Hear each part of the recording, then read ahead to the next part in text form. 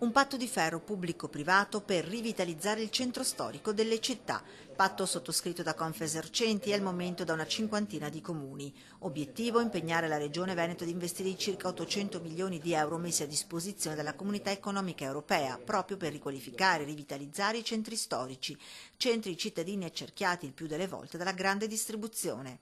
Le nostre città e il commercio in grande sofferenza a seguito della presenza ormai devastante della grande distribuzione. Capofila di questa iniziativa Venezia, a seguirla però anche Padova e molti comuni medio-piccoli tra il veneziano, il padovano, il vicentino, il veronese e il rodigino. Solo Venezia è stritolata da tre colossi della grande distribuzione, Lushan, Carrefour e fra poco a Marghera dal nuovo Nave de Vero. C'è un declino quasi inarrestabile che si trasforma in degrado di alcune città, proprio perché si è impoverita l'offerta commerciale, non ci sono risorse da investire, e per questo che non dobbiamo perdere questa opportunità. Da qui la proposta di un approccio integrato in grado di coordinare gli interventi sull'ambito fisico con quelli economici per poi creare un organismo ad hoc pubblico-privato in grado di governare le iniziative. Non solo potenziamento ma anche monitoraggio di quanto nei centri storici è prima di tutto recuperabile e appunto immettibile poi sul mercato con nuove forme di commercio. Insomma, una gestione unitaria coordinata del centro, esperimento che Mestre sta già facendo avvalendosi anche di un city manager.